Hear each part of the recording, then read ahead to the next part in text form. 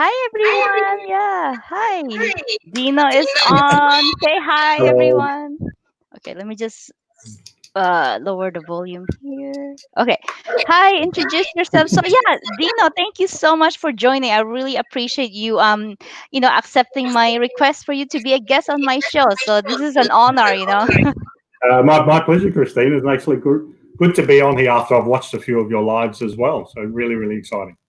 Yeah, so Dino, I know, I started seeing your posts because then, you have 100,000 followers, and then people are always, commenting, and you're always showing up on my home feed. I'm like, who's this Dino? And so I start checking you out, and then I think I was kind of hinting on you. It's like, oh yeah, I hope you can be my live guest soon. I was just kind of like, putting it out there, and then later on, I was like, why do I connect with Dino? And then, but I wasn't sure if you're gonna accept me because you had 100,000 followers, but so I was so honored when you finally accepted. So we start chatting, and Um, also, so yeah, so Dino, before I want to make sure that I accurately introduce you. Why don't you introduce yourself, Dino? Like pretend half of my audience don't know you. So who's Dino? okay, so geez, it's such an easy question, but such a long answer I could go on. So I'll keep it short, Christine. So listen, I've been in finance and banking for the last 16, 17 years. Worked over the last 8, 9 years as a business development manager, but as well as that being a passion of mine, a passion is around networking, and I love meeting new people. And I know a lot of people do, particularly that come across LinkedIn and other social platforms. It becomes a bit of a driver for them, and I'm no different, so I'm nothing special. But that's really exciting from that aspect. And then my other couple of passions that I have is obviously from the social media comes the branding, and I love people. I love seeing people succeed across different platforms, Christine, and when they get success of what they're doing and the investment they do off the platforms, that's really exciting, and I love doing that. And then my last passion that's outside of, I suppose, work is my football or my soccer, depending on which country you're in. So that's Yeah. maybe a side passion of mine, which I love watching. Okay, cool. Okay, so now you have 100. Actually, before we get to LinkedIn, so what other social media platform are you on? Because like on Instagram, you have a high follow, like few thousand followers there, and then I'm like literally just starting there. I only have almost 700, and then on YouTube, you have over 1,000 followers too, right? And then you're like, what other social media platform are you on now? Yeah, just the main ones. so Okay. so Uh-huh. LinkedIn, Instagram, they were on Facebook, Okay. Twitter, but I use that probably more just to keep up with some news that may not be coming across different Mm-hmm. platforms, or some quick news that Okay. you want to grab. And then, as you mentioned, YouTube, Christine. YouTube's my new baby, Okay. as I've mentioned to people. So I've only really started investing time, even though I've had it for a few years. Mm-hmm. But it's only been the last 2 months that I've really invested heavily and started learning how that platform works in comparison to LinkedIn and Instagram. Got it. Got it. Okay. So among all of that, where were you first? Like, what was the order of that you went on LinkedIn? I mean, on social media. In what order? Yeah, it's definitely LinkedIn first. Okay. And that's probably my number one social platform of Mm-hmm. choice. But Mm-hmm. that still is. That hasn't changed. Mm-hmm. Then it would have been Instagram, I would say. Then Facebook. Okay. Then probably YouTube and Twitter at that Oh. stage. Okay. Yeah, Cool. so it's a Cool. little bit different to a lot of people. I was a late adopter of Facebook, so it's probably my least used social platform. Got it. So when Mm. did you started on LinkedIn? Because now you have over 100,000 followers. So I hope I can get there before the end of the year. Let's see. I don't know. So when did you start? And then like how fast was your growth? Like, yeah, I'm just curious because I started I think September, October last year. That's it. So I've been on the platform, for years, but I just haven't been as active till September of last year.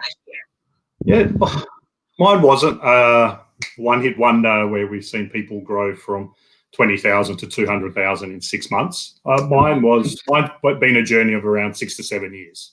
Okay. So Okay. it's been a longer journey, but I Mhm. quite like.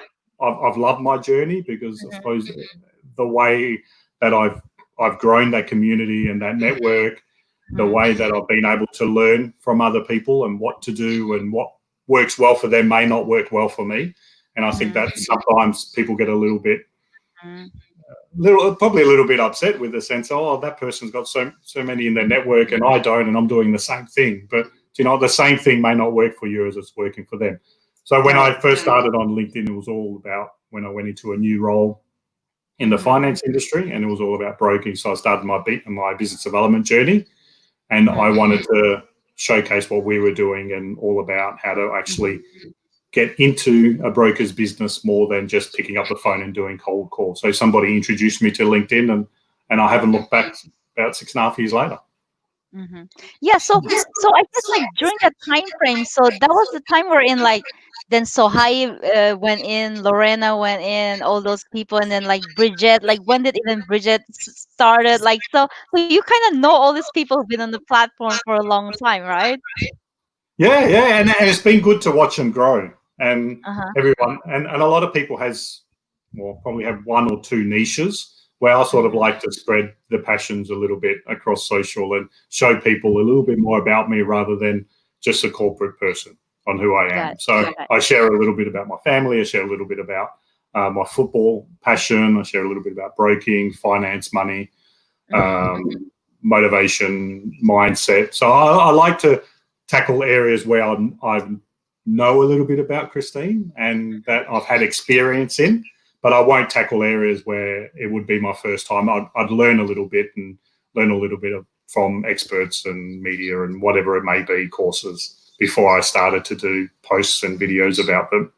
Yeah, got it. And then like, you did it the slow and steady way, you built your audience, and it wasn't through like, I mean, like, I'm not trying to say anything against people, but some of the, they're like networking posts now, like comments. So it's like, oh, like they just grow massively because of that. I was actually joking with a friend who always do that daily. It's like, what are you growing? Like what's your brand about? Is your brand about like the networking post? Like people, then if people follow you because of your networking post, they're not following you because of your brand. What if you stop posting that? It's like, then what? Like then what about your post? Like how much engagement are you getting on the post around your brand? Like what is your brand about? So for me, like I do post a networking post once in a blue moon, but not all the time. Like, maybe if I reach like, I don't know, 30K, whatever, some milestone, then I'll do that. But I don't want my brand to be revolving around that, because my brand is about financial coaching, about money. I like to talk about money mindset. So it's all mainly on that one.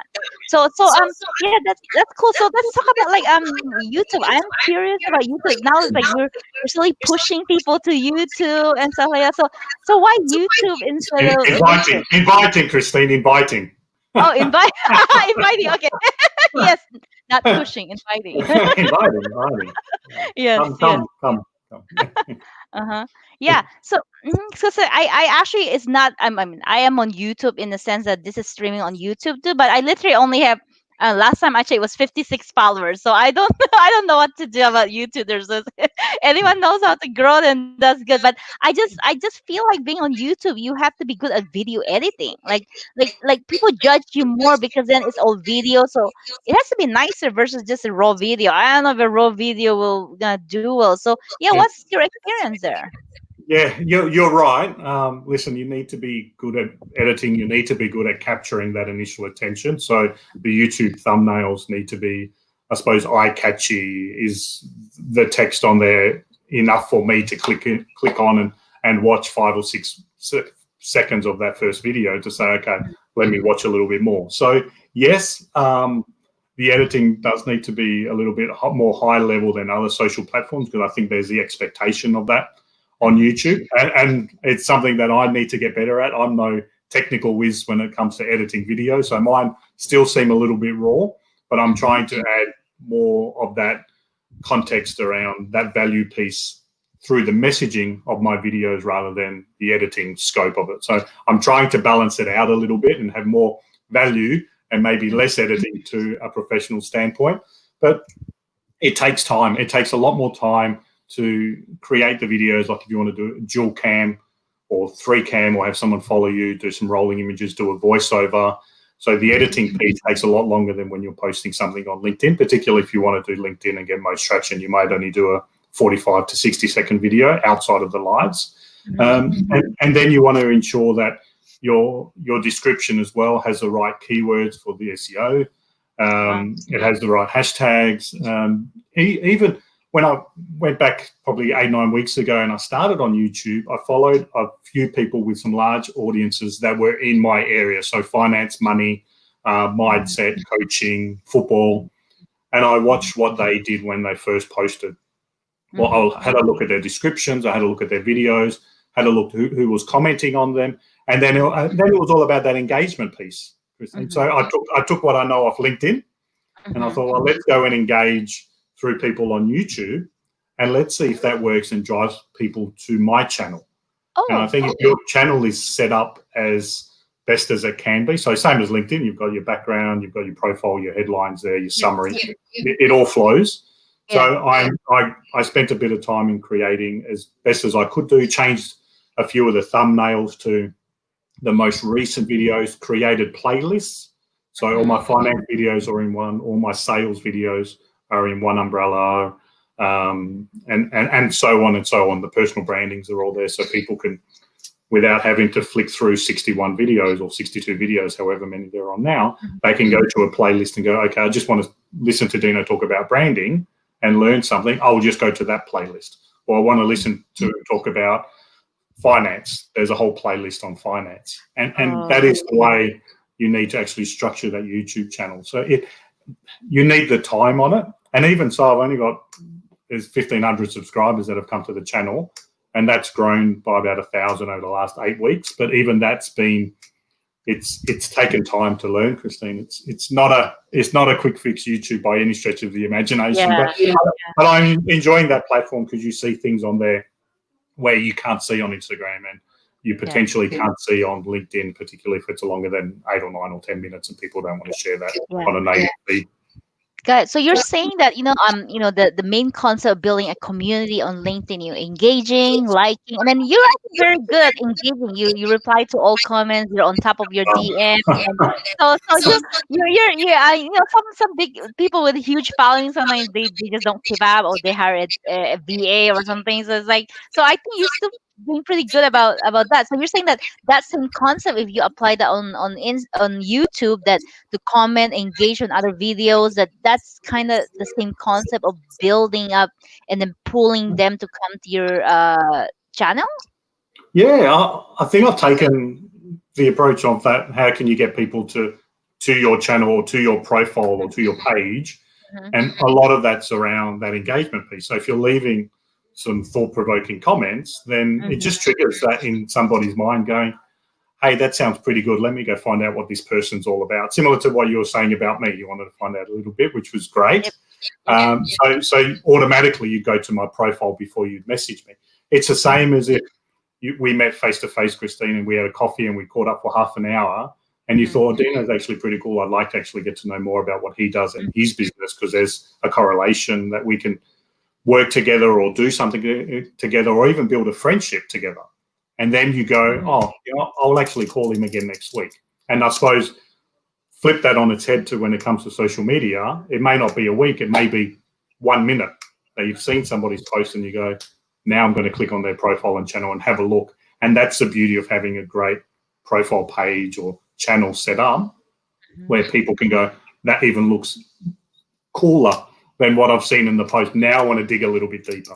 And as soon as you've given people the opportunity to do that, I think that's where your branding comes into play. But Christine, when you were talking about comments, I can't respond to all comments. So I do what I can.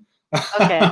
It gets difficult, but I'll be honest, I can't get to every single comment. But if there is a question in the comment, I'll always respond to that. I think that is the critical piece of social as well. So you can be, if somebody's writing just a thank you or, hey, this is a great post, and you have 50 other comments that are questions, you may be going, hey, listen, those 50 other comments, people are asking a question, not leaving an actual comment or a thought on there. So sometimes you'll need to pick it depending on your comment levels on where you sit. But look at it in the same point as if you were sitting with a group of people in a meeting face-to-face. If someone said thanks, you'd probably go, hey, no problems. But if somebody said, hey, Christine, can you tell me about your lives on LinkedIn? A thank you is not going to cut it, right? You need to give them a articulated response. Got it. I look at it from that aspect. Yeah, but at least at the minimum, you like the each of all the comment of people who comment, right? Like, at least just Correct. acknowledge them. Okay. Yeah. Sometimes I have a hard time. Like today's post, I did like I think today did pretty well. Like I'm like, oh, I went there's like, oh my god, there's like 10. I mean, like it's a good problem to have. I love it, but there's like, then I get tired. Like, oh, I want to reply to all comments, but then sometimes you're like, oh my god, there's only so much time I have before I have to jump to another call. So as much as possible, we try to reply like whatever we can. So on Instagram, like you have like how many followers? You have a few thousand followers there, right? On Instagram. Instagram's probably, I think it's on 15,000 at the moment. Wow, that's pretty good. I'm like I'm still waiting to be 700 followers there. So if you guys are on Instagram, come on, join me. Follow. Well, Yeah, so tell me about Instagram. Is it the same concept as LinkedIn as well? You engage and then like maybe pull because like I feel like it's harder to grow on Instagram. Like you literally like I mean it's not like LinkedIn, right? You when you connect with someone, then it's automatic connect and follow you. On Instagram, they have to follow you specifically. And then like if you're 15,000 followers, you comment on my post, like it's not like your 15,000 followers is gonna see my content unless you share my content on your story or your correct, feed. So it's like, correct. what tips can you give people? Or like, what has helped you on Instagram build to 15,000 followers? And for newbies trying to grow, like, what tips do you have for them as well? Yeah. Again, I think the approach that I took on YouTube Mm-hmm. probably came a little bit from LinkedIn, but probably came around my Instagram a little bit more. And Christine, I'll Oh, be perfectly honest. When I started on the Instagram, it was low and I wasn't getting much traction. okay. And back then, I consulted with my daughter, who was my eldest Oh, daughter, who's 17 now. She was okay. 14 at the Yeah, time, yeah, 14, 15. And I said, yeah. honey, I said, I'm not getting, my Instagram's not working. She goes, Dad, you're talking about finance and stuff. That's boring. People don't want that on Instagram. People want to see cool shots, awesome pictures, short videos where they Oh, haven't seen before. And yeah, I go, okay. And I said, but how important then? I said, okay, I get that. And then how important is the story piece?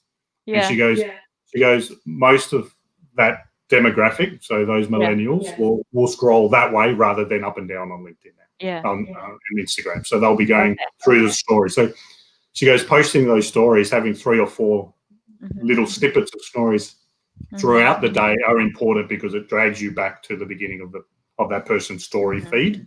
But she goes, having the right content in there is important. And I went, okay. So I did that and was getting a little bit of traction through the stories and I go, still not working as much. She goes, Dad, how much do you comment on other people's posts? And I go, oh my God, that's what I tell people on LinkedIn. I've got my 15-year-old daughter telling me on Instagram.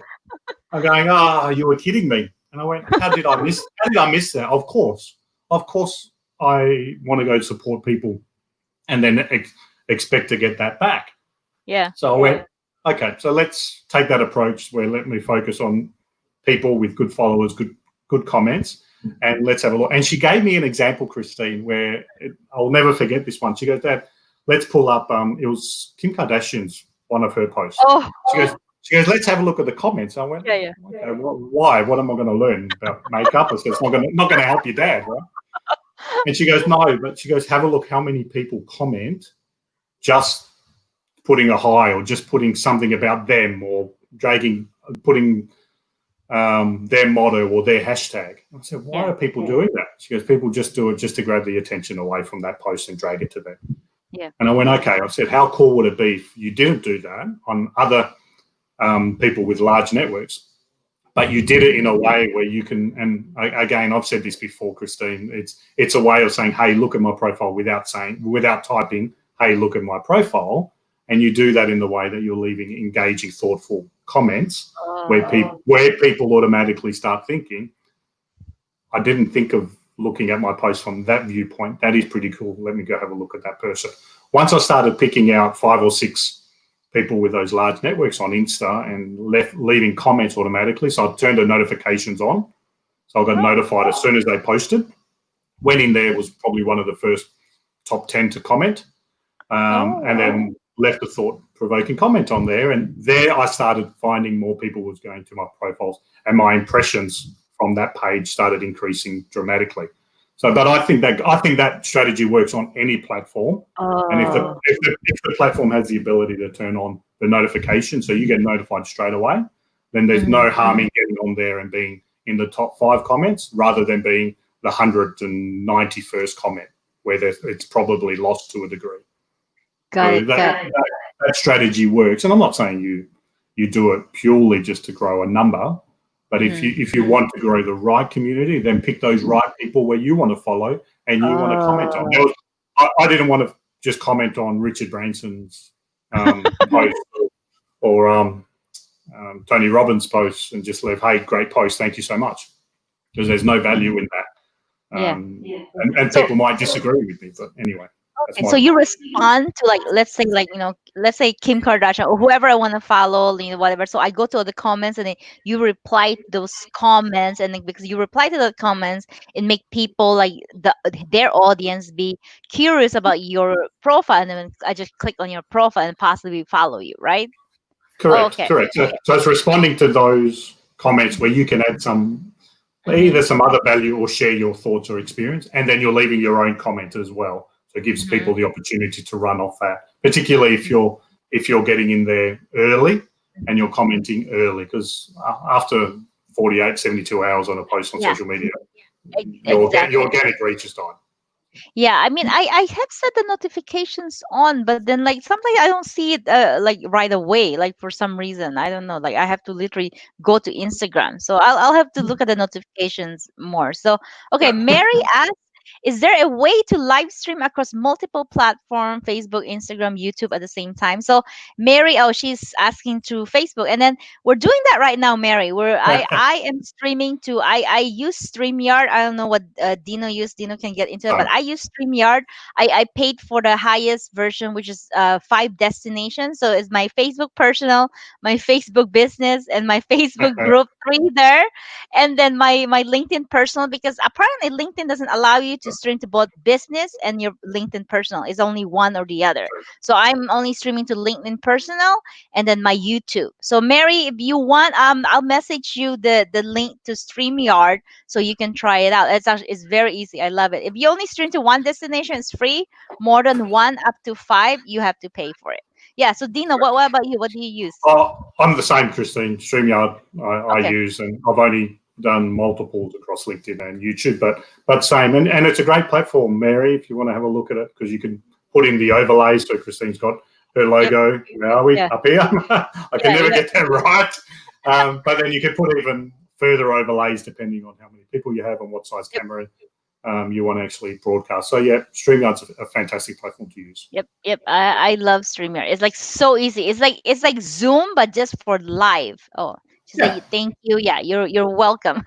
good way to Okay. explain it. So yep. Okay. So actually, no, StreamYard is really good for live stream, but when it comes to sharing stuff, it's not as good. So if you want to share or do sessions, you have to use Zoom. This is, I think, just best for just live streaming, because Zoom, I don't think is very good for live streaming. Like I've seen, and then I don't know, it's just kind of wacky. Like I've seen some people use that. So okay, so I know you also have a podcast, right? Not a podcast, just this YouTube channel where I share some podcasts where I've been guests on, but I don't do an audio podcast, Oh, Christine.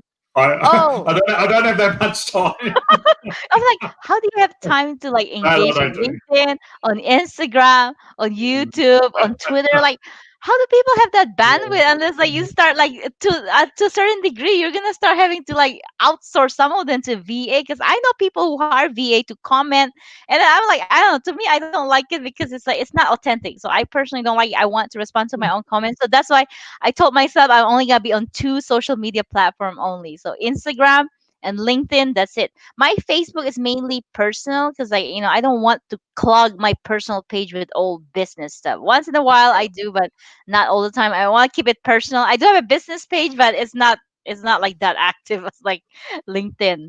Yeah. So Fair yeah, I don't know how you do it, Dino. Like 24/7, like phone ding ding ding ding or something. Yeah. Yeah, it's certainly putting a lot of time into it, but I think you get to the point where you enjoy it. I actually look forward to when I Yeah. get up, and I'm an early bird, Christine, so I'm glad I'm okay doing a live at 8:30 on a Saturday in Brisbane. I know it's Friday afternoon your time, Friday Yeah, it evening. was. I started at Um, 3:30 p.m. Now it's almost 4 p.m. And it's a little bit on the earlier side, so I think some people are still working or something because they're like, "Oh, I'm they, still working here." they may do, but and it's 8:30 a.m. where we started when we started in Uh-huh. Brisbane, Australia, and on the east coast of Australia. But Mhm. I have no issue with that because I'm up at 4 o'clock. But if you were to ask me to go on a live at 10:30, 11 p.m., I probably couldn't do it because I would be falling asleep at the keyboard. So I do go to sleep at that 10 o'clock mark, but I get up at 4 o'clock. So I really look forward to when I do get up. And Yeah. yes, people are going to say, do you sleep with your phone? And I went, well, not with it, but it is on the side table next to me. But I Yeah. love doing that because everybody Yeah. else in the house is asleep for the next Yeah. 2 hours when I get up. Yep. And I go, that is great. I get to look through Yeah. my feed, engage, even create content without any distractions. Yeah. So So sorry. So how do you go about content creation? Like, do you plan ahead? Do you like, yeah, how do you go about that? Where do you get your inspiration, uh, ideas? What do you post around? And how often that, do you post? okay, wow. There's a lot of questions in there, Christine. I could drag this live on for three days and talk about this. Okay, so let's just get a high level summary view. All right. So yes, do I plan it? Yes, but does that plan change probably every day or two? Yes. Okay. So I have an A4 sheet of paper, and I probably have three of them on the go. So one is this week, next week, and the following week, and I also have one from the previous week, and that's purely for the analytics of the posts. So I go through around. There's the rows on or the columns on there with each day, and then I have the posting times that I'm putting out there, the content mix that I've placed on this. I've prepared and actually typed out the physical text, and I've sent that in an email to myself with the heading. So it's Monday morning, and then I'll refer back to my planning sheet. So that goes around engagement time as well. So if that makes up at 5 a.m. to 6 a.m., then that becomes my engagement for that morning. And then there may be another hour that's on that sheet between 7 p.m. and 8 p.m. for the engagement only.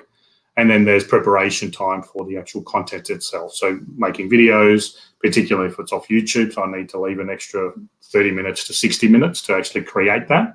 But I'm only doing videos 3 times a week on YouTube. So I'm breaking that out and then investing the other time across social. So so where was I going with that? So with those sheets, they creating the content for the week. There's probably 2 or 3 blank spots that I'll leave, Christine. So if there's things that, like we're coming on your live, that I would love to share on my YouTube channel, then I can come to my sheet for next week. I can have a look down to YouTube and to the blank spot, which I'll have on Tuesday. No, actually, Tuesday would be full. It'll be Thursday. I'll go upload Christine's live video, and then that would be my Thursday. And then Thursday night, I would go down to LinkedIn and go share link from YouTube video from Christine's to my LinkedIn and change the text on it. So whilst I'm writing everything, it is all about, then I've got the timing, what time of the day changes from day to day for me around posting, and particularly on different platforms. And then I keep analytics on those sheets. So it becomes really, if anybody picked it up, Christine, they'd be thinking, So Dino, you're insane. So I change okay, it all the time. let me summarize. So on LinkedIn, do you post just once a day? Then you say different times on LinkedIn, but once a day or a couple times a day? I do anything from 1 to 2 times a day. Okay. So Okay. depending on the content that I have, depending on what I'm working on, the projects that are happening, the lives, the podcasts I'm going on, will determine if I go once or twice a day. Okay. Okay. But again, once works for people, fantastic. Once every second day works. What works for your network? And I look at it from the standpoint, if I was if I was speaking to my partner twice a day and I was on the road out visiting clients, and I'd be ringing her and saying, hey, just check in, how you going? She'd be like, oh, that's nice, he's thinking of me. If I did it another 2 or 3 times, she'd be going, okay, what's wrong? What's going on? And I think if you look at it from the network perspective, it's like, do they want to hear from me 3 or 4 times? If it's just to put on a post going, hey, happy weekend, everybody. It's like, yeah, okay, Dina, we know it's Saturday. All right. What are you telling us today? So I think if you place it on there, if I was ringing my partner twice a day, Christine, one was to say, hey, thinking of you, how you going, I love you, honey, and all of that lovely stuff. And she goes, that's great. And then the second time is, oh, I had to ring you, by the way, whilst you're out, can you grab something because I want to cook X for dinner for you tonight. So there's a reason for that. And I think if you can put a reason towards your post and your content, then I think that's engaging for your network. And that then becomes, okay, Dino's posting, but he's posting, is it going to put a smile on our face? Are we going to learn something from it? Is it going to inspire or motivate us? Got it. And there's sort of 4 areas around. Okay. So Emmanuel, I have a question, but before I get to that, so I've noticed, I think you sometimes share the link, external link on your post, but I thought the guideline was like, what do you think about that? Like, did you see a lower engagement, a lower reach if you put an external link on your post versus on the comment? Like, what do you think about that? We're talking LinkedIn here, Christine, or all platforms? LinkedIn, yeah. Yeah. Listen, a lot of people are saying the algorithm, so I suppose, punishes the native post if you're putting the link in the post itself, because it's supposedly dragging people away from the LinkedIn platform and to somewhere else. So LinkedIn's algorithm will push that down in regards to the organic spread of that post. Listen, I've had mixed views on it. I've placed a couple of YouTube videos that I've placed in the reach, and it's hard to sometimes place them in a comment because I don't get the people clicking on it, and particularly if there's 70, 80, 100 comments and that's not the one with the most likes, then that sometimes gets dragged through and people will lose it. So having a YouTube link makes sense that people click on it and it takes them to the platform. But I've had those posts track very well and get people across to the other platforms of choice, particularly YouTube in that stage, where they can then like, comment and have a look at it. And you can tell, because on YouTube you can pull up the last 60 minutes of live watch views once I post on LinkedIn, and you can actually have a look at that increasing. So it's quite interesting when you have a look at live analytics off the platform. But then there's ones where I've posted links to articles or back into a Facebook or Instagram page in the comments, which have also tracked very well. I think it's now, if you start worrying about what the algorithm is doing and how can I get 500 likes instead of getting 200 likes, or how to get 5 comments instead of 50, I think you're going to start really damaging your brand because you're chasing the wrong things. You've got to be chasing that. How can I share that new information with people? As I mentioned, the smile, motivation, education, inspiration. How do I put that in front of people? Don't worry about the bloody algorithms. I mean, everybody wants that.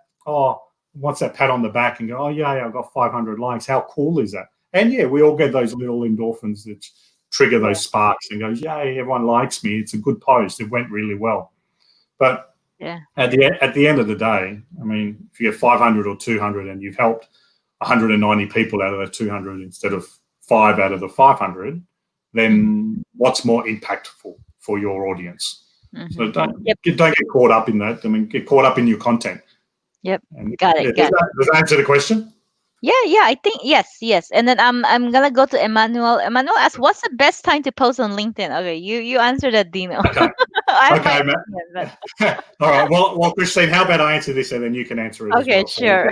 Sure. So Emmanuel can get 2 different areas, and Emmanuel, this can become different for your own demographic and your own network. Okay, so don't get us wrong. But for me, I find Monday evenings work better, and that's normally between that 7 p.m. to 9 p.m. So Monday mornings seem to be quiet because everyone seems to be jumping into the work week and are too busy. Like, I'm back at work. I don't want to be on LinkedIn. I mean, you'll get a little bit of some traction, Emmanuel, when you're doing Monday mornings, but not as much as you would do on a Monday evening.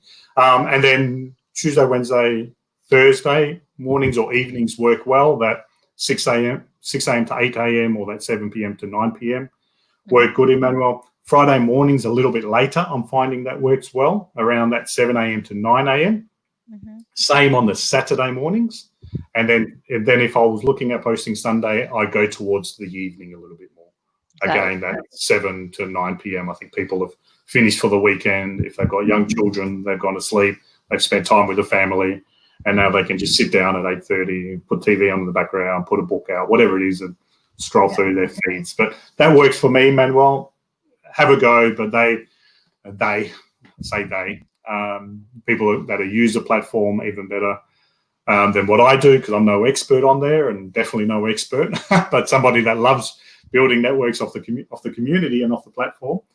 Those times work well for me, Manuel. But Christine, what do you see that works well?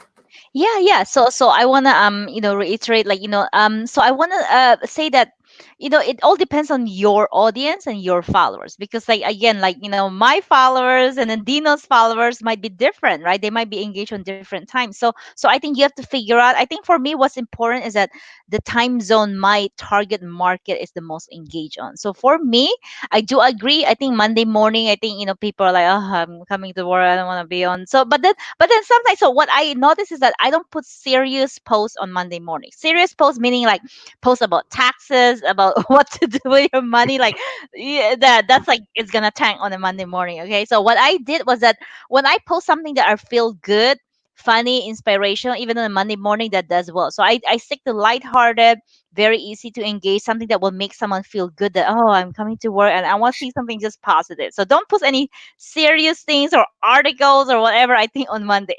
So as far as timeline, so again, stick to the time zone of your target market. So regardless of what time zone. So I think I do agree with you. So for me, I post between 7 to 8 a.m. PSC.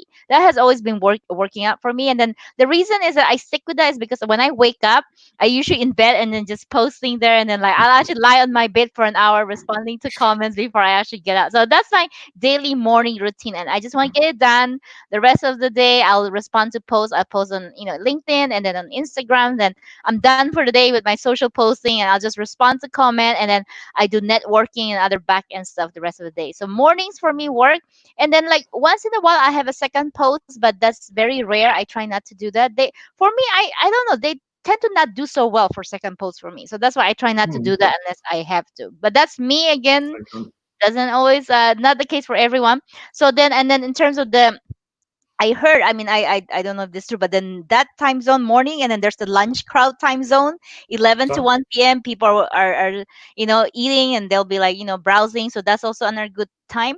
And then, like, after work, which is like, 4 to, like, even 7 to 9 p.m. So again, it depends. It has kind of long, range. And then I do notice, like, Friday, Saturday, Sunday, yeah, it has to be later during the day. Cause, like, people are like, I think Friday they might, especially with COVID, they're working from home. So they might be like, maybe sleeping in a little bit on a Friday, and then Saturday, of course, they'll be sleeping in. Sunday, they'll be sleeping in. So also do it a little bit more later during the day. I noticed that. So that's on my end. So great question, Emmanuel. Then, cool. okay, And, Mary. and Oh, go and ahead. just to show how I'm still learning the stream, I just realised that I can even see the live comments on the right hand side. So, Emmanuel, This is new. yeah, exactly. So I've just realised that I can click on the live comments and see them as well. Yep, So, exactly. Emmanuel, you're welcome, Emmanuel. Hopefully that helped, my friend. Okay, Mary from Facebook asks, "How do you manage your growing audience to keep it personal?" Okay, Dino, you go first, and then I'll go after. How do you manage your growing audience to keep it personal? Okay, so Mary, when we're talking about content creation, so I have sort of three areas. Yes, the objective is to make people smile, inspire, motivate, educate. But the three areas that I look at is one of them is a H to H contact. So it's a human to human approach, or a lot of people have called it a heart to heart at the moment. So you can call that a heart to heart. The other area of content that I look on is a driver. And so those drivers are what has gotten me from 20 years ago to today. So those experiences, those journeys, how can you share that in a way where it'll help people along the lines? And one of those drivers has been a divorce that I went through, and a lot of experience that I picked up on that. So I've shared that across social media and across all platforms as well, because there was people that they may be in a corporate world, but I can tell you what, the amount of people that reached out through DMs, text messages, phone calls, male and females, that were going through a divorce, that went, oh my God, I'm experiencing those same feelings. I'm going through that same journey. How did you get over it? So helping people along that was fantastic. Had nothing to do with money. And sometimes people forget about that when it comes to branding. It had nothing to do with making an income. It had to do with making an impact. And there's my content mind, Christine and Mary. When I'm thinking about inspiration, motivation, there's a quote I just came up with.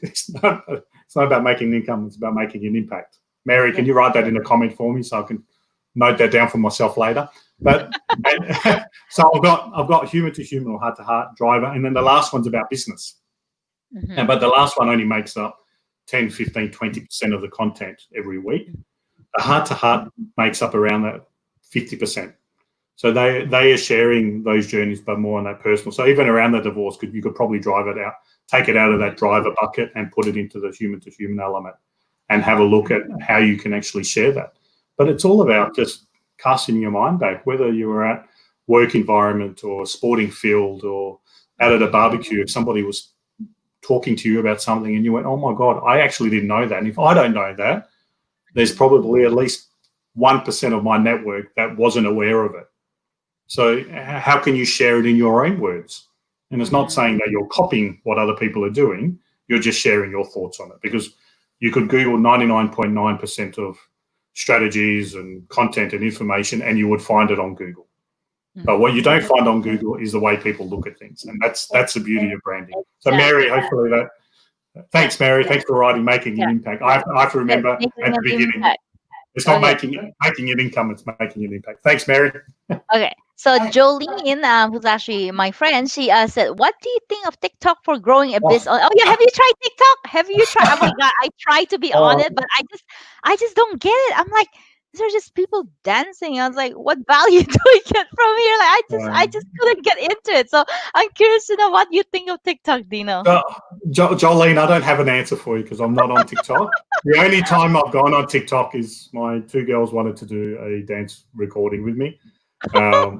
Which unfortunately they bloody girls, they did post it up on their TikTok, which nobody in my network will be seeing that, I can tell you that.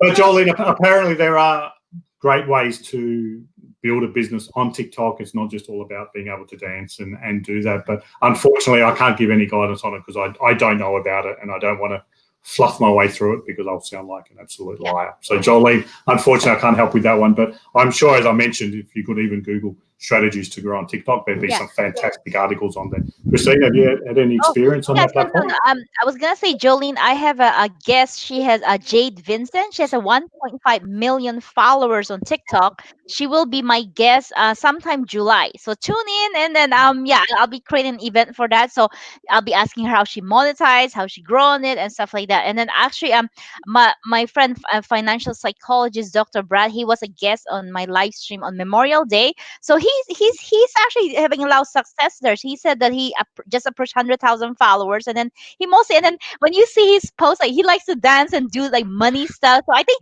he's really into it. And then I was actually surprised watching some of his videos. Like, wow, you're like really into all this. I just can't do it. So it's just not me. I don't know how I can do it. So, but he's doing a great job. So Jolene, like wait for that live stream on that's coming soon in July. So I'm actually also curious, like how do people monetize on TikTok and what you can use it for, because every time I browse on it, it's just dancing. I personally don't get it unless like I'm just really bored or something, and then I find it entertaining to see people dance 1 minute. It's like I don't get entertained, so it's not for me. Okay, so good question. Okay, so actually, Dino, you're talking about your divorce and stuff like that. So I'm actually very curious about like how did you grew up around money? So I want to talk about how you grew up around money, and then to that point you got divorced, and divorce is very it's probably very costly, very emotional. So I'm curious to hear your story from how you raised around money to the divorce. And I've read a story, you did a post about divorce, and I actually found that it was a very good post. I liked it. Yeah, thanks, Krista. Let me get my tissue ready if I'm going to. No, I'm just kidding. Okay, let me get my tissue too. I got my tissue here as well. No, it's been nearly eight years, so that the emotional aspect from that it's gone, and thank goodness time plays a big part when we're going through things like that. But the experience around that, Christine, and you just jump in if I'm not going along this right avenue, but yeah, there was a lot of aspects that you need to deal with it. The biggest challenge I had with it was just, I suppose, breaking away from a partner then, and a partner that I'd been married for 15 years, so it wasn't a 6-month relationship, that had a different emotional journey. And once you get through the initial aspect to say, okay, well, I'm going to feel sad, I'm going to cry, I'm going to get emotional, I'm going to get upset, right? We're going to have fights. Until you actually realize that that's just a normal part of a relationship breaking down, where you need to continue dealing with that person. And we need to do that because there was assets, so finances, there was children involved. Then once you come to that aspect to go, oh shit, this is normal, and I need to do this and not shy away from it, then all of a sudden it became that little bit easier. And I'm saying a little bit easier. It didn't go from me crying on the bed on a Saturday night at 11 o'clock to all of a sudden I woke up happy. But it helped in the sense that I could sit down with my ex-wife and we could go through different areas around finances. We could talk about how do we co-parent our two daughters the best that we could possibly can do with them living in two separate households. Wow. And once we even both got to that level, that emotional level, then there was no courts involved, there was no lawyers involved. It was purely just us creating the best environment that we could do for our two children. And yes, I understand that's sometimes people are saying, and people came to me and saying, that's not for everybody. Sometimes you just can't communicate. All you're doing is having a go at each other and blasting up and yelling and whatever it may be. And yes, sometimes you need lawyers. I'm not saying that everybody ends up in a perfect divorce, but that was just my journey. But the hardest part of what I was going on that, Christine, the hardest part wasn't the finances, because my point when it comes to money is I can always make more money. Right? Okay. And I can make more children. But it was no, that was a joke. It was a sense of not seeing, and I'm close to my two daughters. If anybody has seen them on LinkedIn, even with me, or on Instagram with me, or even YouTube, I'm very close to my two daughters in the sense that was the hardest part of going through the divorce. It was not seeing them from 24/7 to all of a sudden only seeing them 3 days a week or 4 days a week. That's I think is the hardest part for any parent going through a divorce is what do you do with that time when your children are with you? Right? And you need to come to grips with that, saying it's okay that they're having fun with the other family. And I've got my own family now, not other children, but my own partner now. My ex-wife has her own partner who lives with us, so we've got our own separate families. And the children are lucky in the sense that their stepdad is a great guy. I get along well with him. Their stepmom, so my partner's fantastic. She loves the girls like I love them. So the girls have two households, but two households in the sense that they're getting a lot from and are building a lot of skills from both of them, which we start looking at that. And those conversations we have with them now are a little bit at the higher level in the sense that, things that their stepdad can teach them, like let's say he's great on cars and mechanic-wise, and I am terrible with the car, right? So I'd be ringing up the mechanic and say, come and fix it. Yeah. But if he's teaching them some skills, I'm saying great. I'm not looking at that going, oh, my God, he's taking away a job that the father's supposed to do. Because if I'm not an expert in something, why can't someone else teach my children something? Yep. And I think taking that, you could call it ego away from you, and all of a sudden saying, well, no, if it's the benefit of my children, then that's fantastic, because no one's going to take away the father figure or the mother figure from them. They're always going to have that. But if they can grow up to be strong, independent women, which they are, and I love that because they've got all strong women around them, then that's all I want for them. The money aspect, did you have a question around the money aspect, Christine? Because that's a whole different area. Yeah, so you were talking about you can always make more money, right? So now I'm curious, Dino. So like, how do you make money now? Is it through like LinkedIn, through I don't know. Oh, the banner keep going. Okay, yeah. How do you make money through LinkedIn now, through YouTube? Like, what do you sell now? What services do you sell? I'm also curious, like, how do you is your leads coming inbound through LinkedIn? Do you do any outbound? So it's like, so if you can just talk more about that.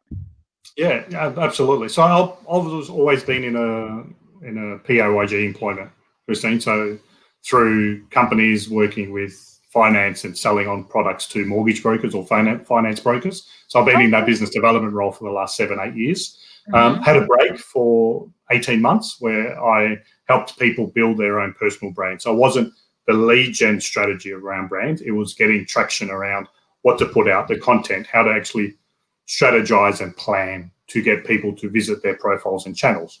Okay. So I did that, and I still do that a little bit on the side. And Okay. I know that's where my monetization area of LinkedIn comes through.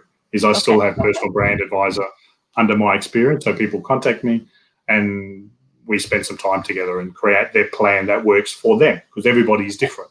Okay. Not everyone gets up at 4 o'clock in the morning. You can spend 2 hours on social. I don't.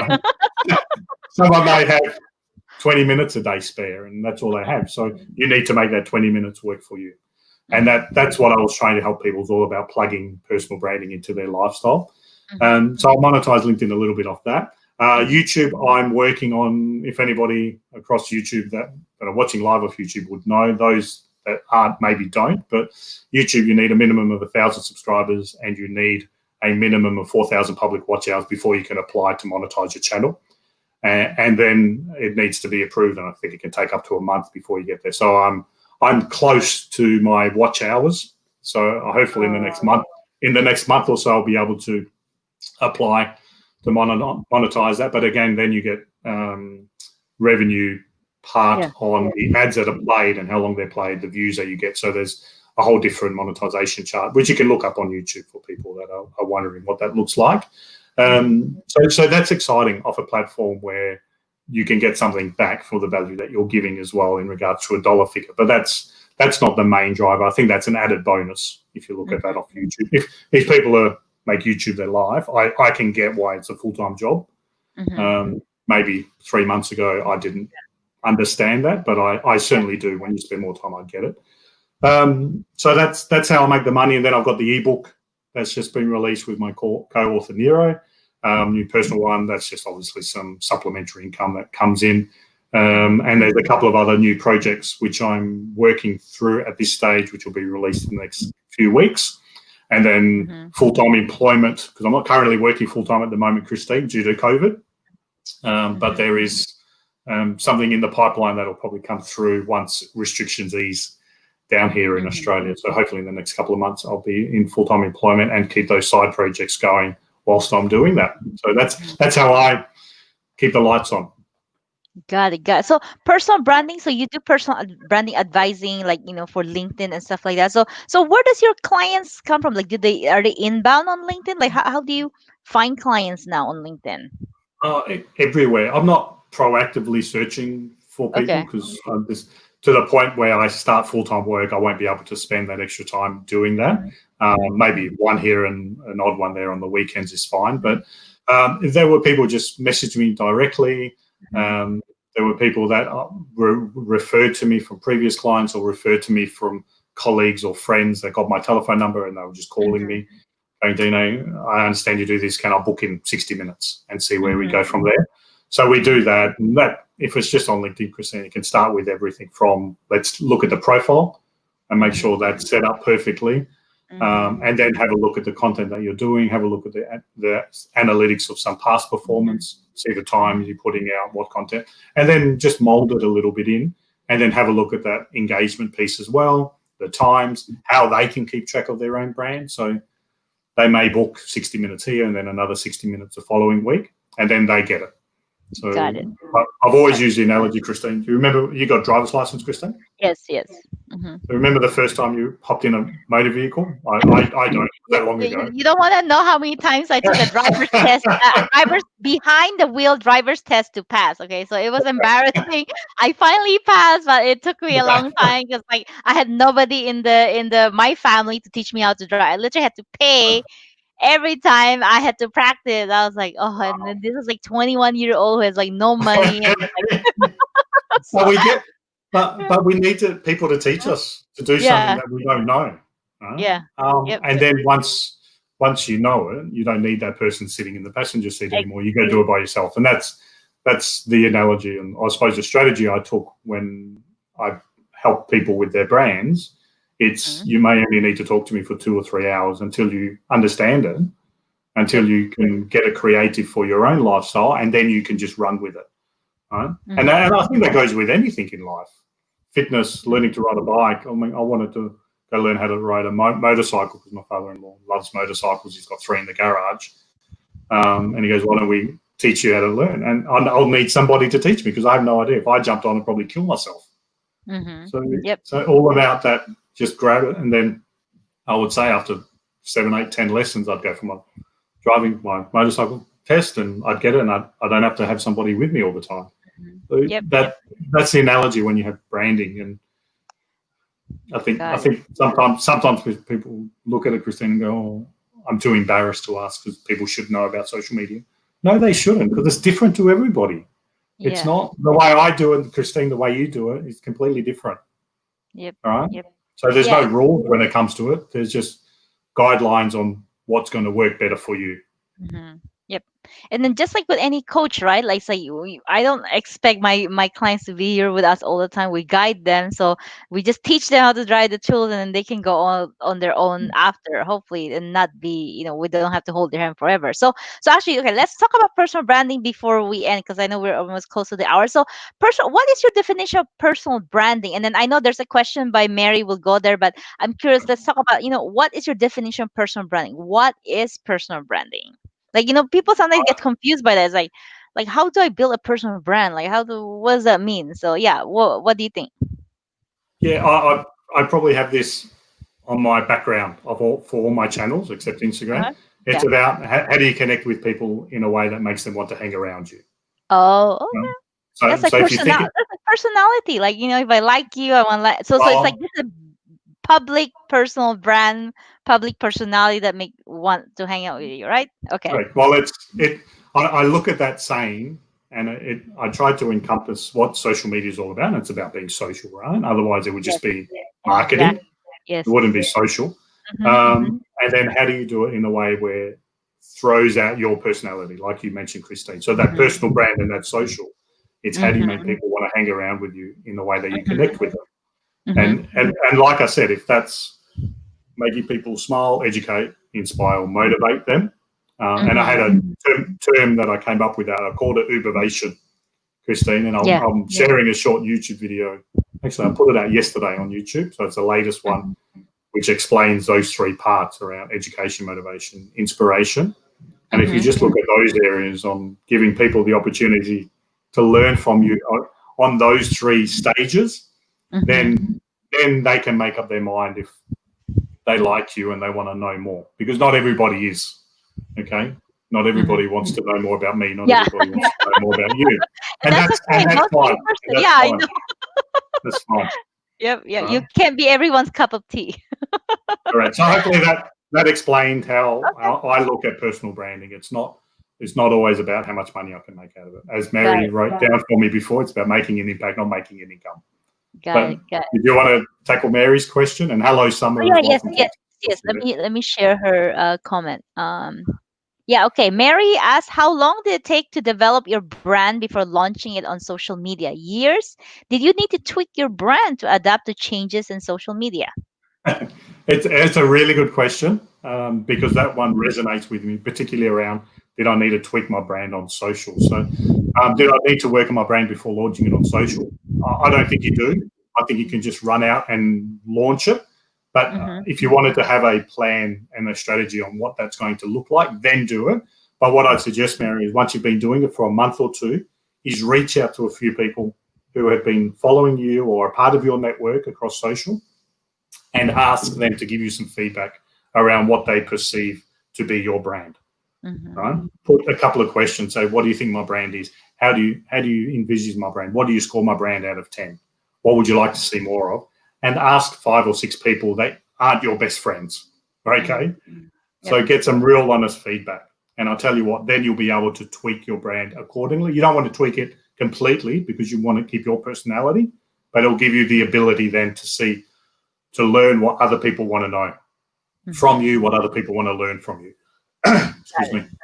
The tweak. Sorry, Christine, can I just tackle that tweaking part for Mary? And again, I have shared this previously, but it was a huge part of my branding objective or my branding goals was I looked at it in the sense that I pushed my brand was all about me and what my company was doing when I first started on this 7 years ago. So for the first few years was all about showcasing what we were doing Mm-hmm. and going, hey, giving ourselves a pat on the back and wanting those likes and those comments. And then I got that feedback, Mary, and people were going, hey, Dino, okay, maybe you need to look at this because people aren't engaging with you. People don't want to know every single award you won. Maybe Mm-hmm. you need to change the way that you actually deliver that message and deliver it in a way that is creative for the people. So I came up with I flipping the M in the me and concentrating about the we, Christine. Mm-hmm. And all of a sudden, then I looked at branding around how do I make it more about the people? How can I deliver that Mm-hmm. message, that journey, those experiences? And once Mm-hmm. I flipped that switch and tweaked that brand, all of a sudden that's when the real value engagement started coming through. The network started growing, Mm-hmm. I suppose, quicker at a quicker rate, and more DMs started coming my way because people wanted to learn a little bit more where previously that wasn't the case. So that was my light bulb moment. But Mary, to your question, go and ask for some feedback, but just start. Just give it a go. It's your brand. No one's going to tell you that you're doing right or Yep, wrong. Just give it a crack. exactly. Great question, Mary. Okay, so we are already over the hour. So what yeah, so tell Dino, tell people how can people find you, and then like I know you currently have an ebook right now about personal branding, so if you want to talk more about that, and then how can people connect with you after? Yeah, just briefly on the ebook, Christine, because I mentioned we Yeah. are going a while. So that's up on Amazon on all marketplaces. And I wrote that over the last few months with my co-author Nero, who's out of Colombo in Sri Lanka. So Nero's all across personal branding, does heaps of presentations around branding. So he's a guru in that space as well.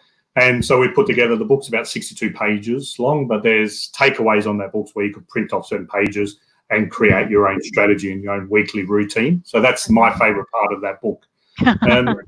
So that's available. That's on my featured section of my LinkedIn profile. So you can just click on there and it'll take you to the Amazon site to download. But you can connect with me, as we talked about, Christine, on different platforms. So here on LinkedIn, Facebook, Instagram, Twitter, or as I mentioned on my new baby, if you would like to come and subscribe to my YouTube channel, I do post other videos on there, which potentially only the links may go on other platforms, not native videos. But it'd be fantastic to grow together and talk more about these different areas. Got yeah. So people and Dino, you are already maxed out on connections. So Dino can probably can't accept any more connections. So follow Dino. You know he always provide a lot of value of personal brand, social media. So if you found this live stream pretty valuable, so follow him. And then he posts regularly, as he said. So you can but learn little tidbits here and there. So I hope everyone you enjoy this live stream. Thank you so much for joining. And Dino, thank you so much for joining. I really appreciate it. I know it's like early in Australia. You still join, and then so. I appreciate you accepting my invitation. So it's an honor. And then thank you so much, Dino. I'll see you around the feed on LinkedIn. My pleasure. Okay. Thank you very much for having me, Christine. Thank you. Yes. Bye everyone.